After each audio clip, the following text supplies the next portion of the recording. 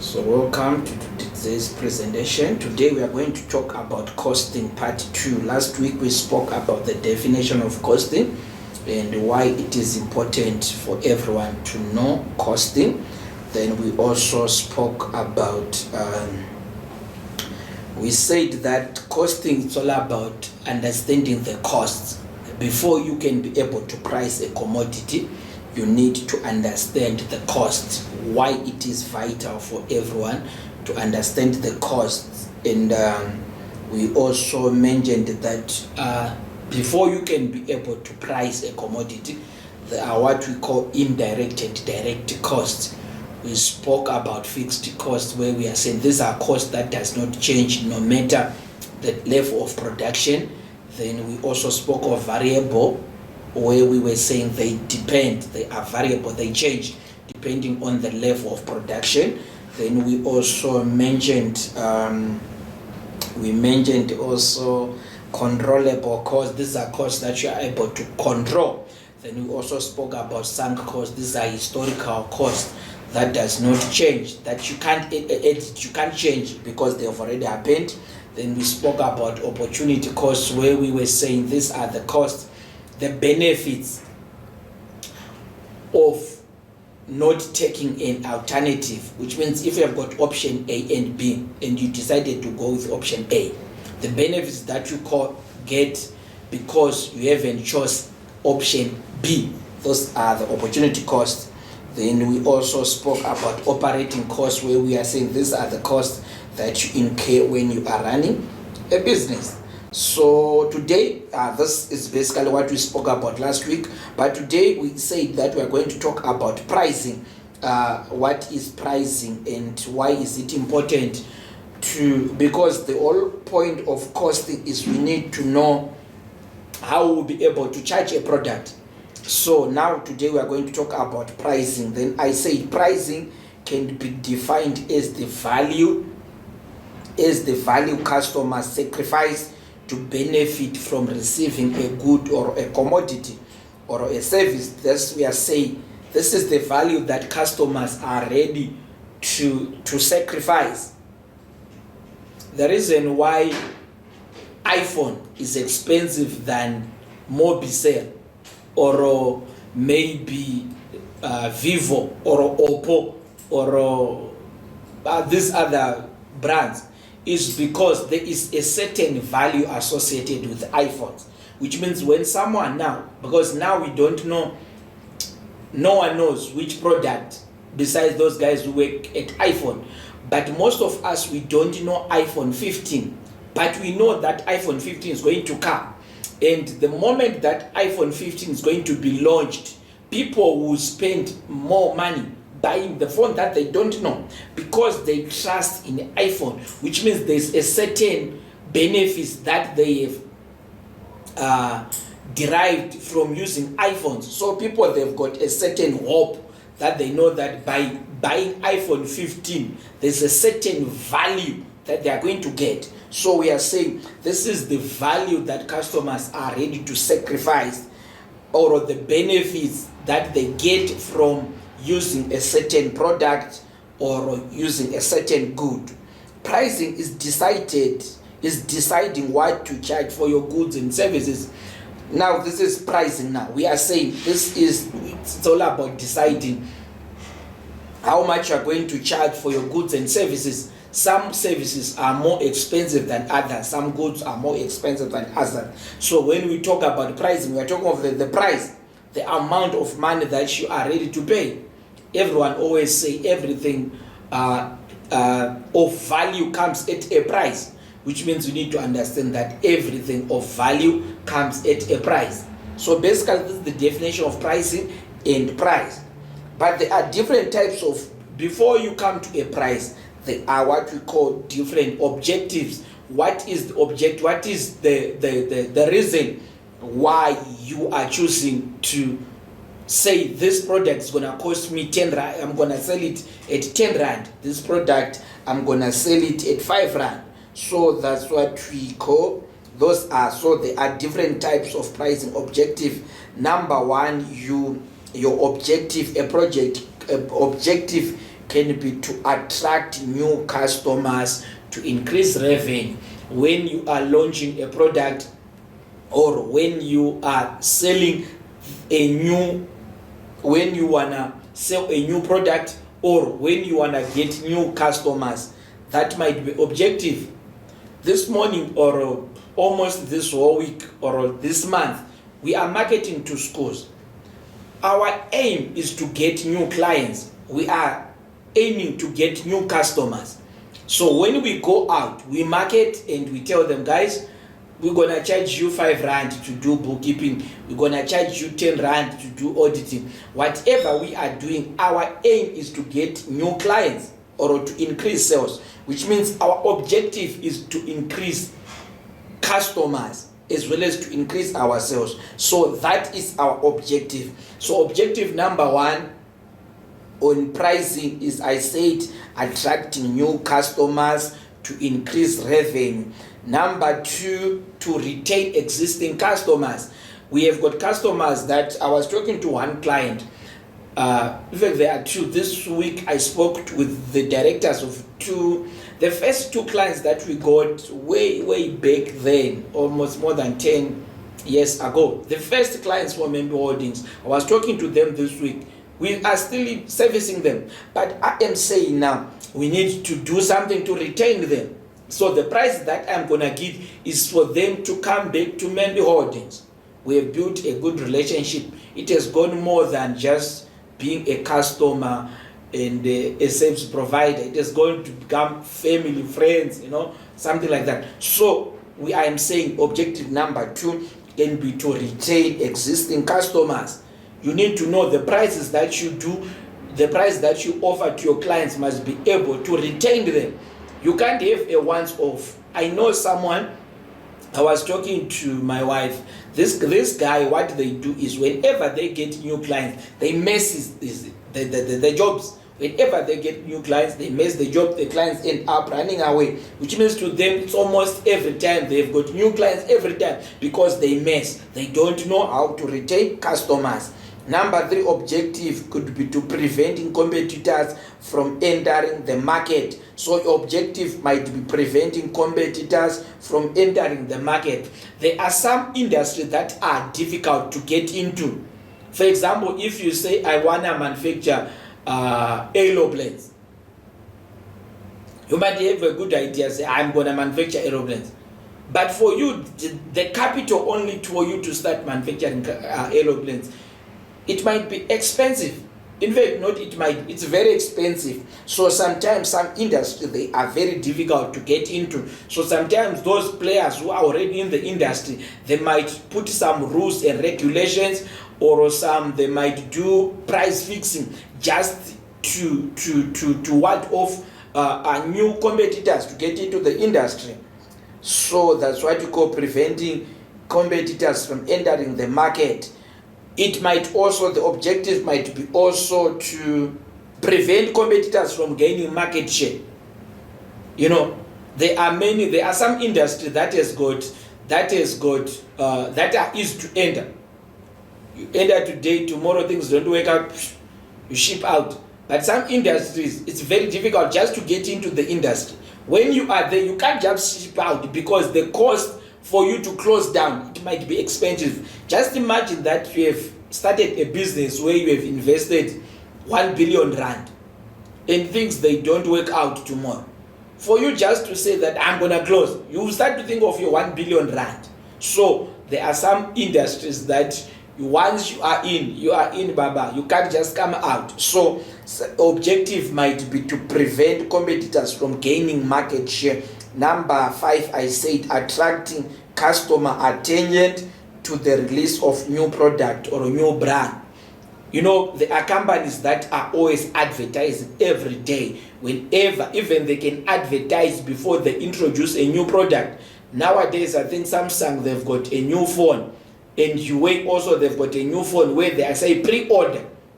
Which means they advertise a product that is not yet in the market, but they are saying pre-order, then we'll give you this. They know that there are some people who need those products before they even realize how good the product is or how good the service is. But because they built a relationship with maybe the brand, they know that Huawei, their phones are good, Samsung, their phones are good, iPhone, their phones are good. They always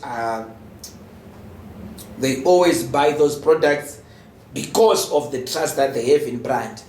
I said knowledge, also the other objective, knowledge of what your cost. You need to be knowledgeable of what your costs are. You need to know what is the cost of producing a certain product. Some of us, we are not good at pricing our products because we don't know the cost. Know the cost of producing a product. Know the cost of doing this thing.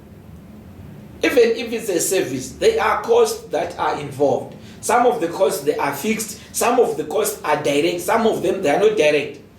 The moment that you have taken your time to go and buy a product from A to sell it to B, it means that there is a cost involved. You need to calculate your time. You need to calculate time. You need to know how to price your product. You need to know the time that you have spent. I was talking to someone, we were queuing. We wanted to withdraw money from Standard Bank. But the queue was too long. Then the next ATM was FNB. So I was telling this person to say, hey, to me it's pointless that I spent 40 minutes queuing to withdraw maybe 500 in Standard Bank ATM, was just because I use Standard Bank, so I need to withdraw money because maybe the withdrawal cost from Standard Bank maybe is 2 rand. But if I go to FNB, maybe the cost is 3 rand. So I can't spend 40 minutes in trying to save 1 rand. It becomes expensive for me. So there are some costs that if you are not careful, although they are not direct, but if you are not careful, they become so high. So you need to be aware. So you need to know the costs that are involved in the product. Even if it's a service, you need to know the costs involved. You need also to know, these are only objective, you need to know how much others are selling. It's pointless that someone is selling a rival product at 5 rand. Then you come and sell your product at 200 rand. People won't buy. So you need also to understand how much others are charging. It can help you. And you also need to understand there's something called market research. You need to understand how much people are willing to pay. If people are willing to pay 100 rand, then sell your product at 100 rand.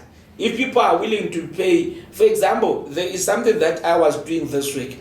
This week there is a standard price for schools that we know that are usually, because before we quote a school, we just need to find the information. You Google the number of learners at that school. You realize that a certain school, maybe it's a primary school, it has got 200 kids. The other school, it has got 1,500 kids. So it means when we are charging now, we won't charge the same because the other one is got 200, the other one is 1.5. So you need to have the information. You just need to have this information. So at one school, the principal was saying, how did you know that this is the average price? I said, no, I Googled about the school. Then that's a small market research. I had to find out how much because I've got a rough idea. If the school has got 200 kids, then the rough idea that they'll get set so much from the Department of Education. So you need to have this knowledge, and you also need to know how much clients are willing to pay. The last objective, pricing objective, I said how the prices of new goods and services compare with existing ones. When you introduce a new product, just check in the market, the old products, the old service, how much were they paying? How much were they sacrificing? You can't come in that maybe the current products are costing 200. Then you come with your product, you sell it for 1 million. People won't buy. So you need to understand. So these are basically the objectives. But now let's talk about the pricing strategies. There are various pricing strategies. Because of our time, I'm just gonna be quick so that we finish this thing of pricing today. There are different pricing strategies that are available. Number one, I said customer value based pricing. This is based on value that the client are getting. Someone was saying, how come, when we offer our services, there are certain prices that we charge. For example, to do an accountant letter, I'll charge you 700. Some clients I charge 500. Some of these clients have been with them for donkey years. We won't even charge them. But a new client, I need to assess how urgent do you need and how desperate are you. If you are very desperate, then I'll charge you more. You understand? Why we charge this accountant letter, something that I can do within 3 minutes, maybe I charge 700, let's say 500 for argument's sake. It's because of the value. There are certain price that we charge because of value. Because you don't have an accountant and you are saying that I'm your accountant, then you go, I've got a friend who is an auditor. He charges 2,000 for the very same client, for this very same letter. I'm charging 500. Someone is charging 2,000. Why? Because of value. You need to value yourself. So sometimes we fail to charge because we don't know how we value ourselves. I always tell people, there are these Facebook groups that I am part of. Someone will say, will charge, for example, accountant later will charge you 100 rand. To me, you come with 100 rand, tell me, my brother, I won't do that letter for that. I won't do the letter for 100 rand. I'm not that desperate. So sometimes you need to understand what is the value that the customer is getting from what I'm offering them. So the more valuable the customer is. Just imagine, there is one school that we were doing. We had called this school. The principal called me. Initially the principal called me because he had got my contact from one of the schools and he was told, this guy, he knows his story. Then he called me, I quoted him. Then he called me back and said, hey, with with how I was told how good you are, why are you charging this low? Because I'm used to the schools in Soweto where you charge 5,000, you charge 4,000, you charge this much. Then he said, no, I heard that you are very good, but why are you charging this price? I said, my brother, it's because of the environment that I've been operating. Some of these schools you charge them 5,000, someone comes and offer them for 3,000. So people are committing to reduce the price. So I was telling the principal, this said, no, triple your price. I said, wow, this principal has been God sent. Then I offered him, then we signed a contract. So I am saying you need to understand the value. So one of the pricing strategies is customer value-based pricing strategy. Number two, I said cost-based pricing. You need to know your cost. The cost of that you are incurring for you to offer the product or for you to offer the service. This is cost-based pricing. It's usually based on the costs that are involved in coming up with a product or coming up with a service. When you talk of this customer-based costing, the cost-based pricing, we talk about the fixed cost. There are some costs that are fixed. There are some costs that are variable. They variate. Today is 2 rand, tomorrow, because they depend on the level of production. So you need to know the total cost that you are getting first before you are able to charge a client. Right. Number 3, competition-based pricing. This involves it's because of competition. Some prices we charge high because the competition requires us to charge high. Just imagine that you charge someone 5,000. Then your competitor is charging 40,000. Obviously, if you are tendering, where you are submitting your quotation, those guys, they'll start to think, this guy might not be knowing what he's doing. Why is it that he's charging 5,000 whilst others are charging 40,000? So sometimes you might increase your price depending on what your competitor is charging. If your competitor is charging 20,000, why should you charge 1,000? If your competitor is charging 1,000, why should you charge 40,000? So this is competition-based pricing strategy. So you need also to know how much your competitors are charging. You understand? Even if your normal price was 5,000, just because your competitor charging 100,000, you end up charging your client maybe 70, 80,000. Then you tell the client, no, you are going to save 20,000. I hope it helps. So now let's talk about those. So these are three pricing strategies. I said customer value based, I said customer based pricing, I said cost based pricing, then I said competition based pricing. Now let's talk about the types of pricing. When you are pricing a commodity, you need to know, especially new product, there's something we call price skimming, where we are saying price skimming. Usually you start your price in a premium. You charge your product on a premium pricing. You start high and you go down as the product gets the market. The higher the market share that the product gets, the lower you begin to charge your clients. So this is called skimming pricing. You start high, and as you are launching the product, you start high, but as time goes on, you end up reducing the price.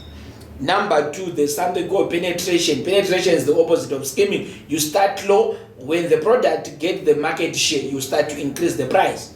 So these are the two strategies for new product pricing, right? Then number two, there's also we call product mix pricing strategies. Product mix is because it's no longer now you are trying to mix different strategies to come up with one pricing. I said product line pricing. This involves determining the price steps to be set between different products in a product line. Then I mentioned optional product pricing, then captive product pricing, by product pricing. Then I also mentioned product bundle pricing. This is usually where they say buy two can get one free. So these are the we call this one product mix pricing strategies. So it's not like it's one. Then let's talk about the price adjustment strategies. There are price adjustment strategies. This is whereby people, they say also you discount. Say no, if you buy one, it's gonna cost you R2 each product. If you buy 4, gonna charge you R1.50. These are discounts. No discount, they always say 20% discount, 30% discount. Those are normal discounting pricing. There's certain time that you talk of promotional, when they are saying this product is on promotional, is on promotion. You know, there's something that happened, I think 5-6 years ago. This thing called Black Friday. To us, we thought maybe as a family, these products, they've been reduced the price. We went and queued at Checkers. We spent almost 4 hours there. We bought goods that were not even necessary. We didn't even want them but just because they are saying that they've reduced the price. When we went home, we realized that for 4 hours we saved 84 rand. I'm thinking, we end up buying something that we didn't even want. One of a friend of mine, he bought a certain trousers. So when he went home, because it was on Black Friday, so when he went home, he realized that there was another price sticker on top. He removed that one and realized that the product, the trousers, they increased the price. But because they are saying it's on promotion, they play with our minds, end up buying products that are not even on promotion. Then there is something we call segmented pricing. Different areas, different prices. This segmented pricing, where we are saying maybe because I'm selling something in Soweto, just like to us, our pricing for Soweto schools are different from our prices for Lenasia, or some of our clients, they are in Jamestown. They are also different from those ones in Alberton. So our prices, they depend with the location. So also shops, they do that. So this is called segmented pricing or geographical pricing, where they are saying because of the area, they charge according to the area. Then there's something called psychological pricing. Now this depends on the behavior of people, how they behave, and how they want their product to be perceived. As black people, normally we associate low price with the poor quality. If you are too cheap, I become worried. I say, hey, this thing, I don't think it will last me up to next week. I was talking to my sister-in-law. She was saying someone was selling tracksuit. That tracksuit, she was saying she knows someone who bought the tracksuit. This lady who bought the tracksuit, she only put it once. The next day, she wanted to put it on. It was almost torn. Poor quality because of the pricing. So psychological pricing, it's all about how people want to perceive something and how people they view a product. If iPhone now, they are to launch iPhone 15 and they sell it at 2,000, I began to doubt. People start to doubt the quality of the product because they perceive iPhone as a good product. So there's something we call international pricing. These are pricing set on different. The pricing. My sister-in-law, now she's staying in Australia. So they had a school trip where they went to Manchester. They went to Old Trafford, the ground for Manchester United. They were saying the price that they were selling Manchester United 2022 jersey was even expensive than any other shop, because they are saying, because we have come to our home ground, we are going to sell you at a premium price. Yet you go to another shop, it's still the same quality, it becomes cheap. So you need to understand this. These are what we call international pricing. So in conclusion, I'm going to talk about the key takeaways of pricing. Pricing is the amount that people are ready to pay for a product. Pricing is how you set the price of a product. So we have also mentioned the pricing strategies. The three main pricing strategies, you said value-based pricing. This is based on what the client is getting, the value that the client is getting out of a product or a service. Then we said cost-based pricing, where we are saying this is based on costing. The costing. Then we also mentioned the issue of competition-based pricing.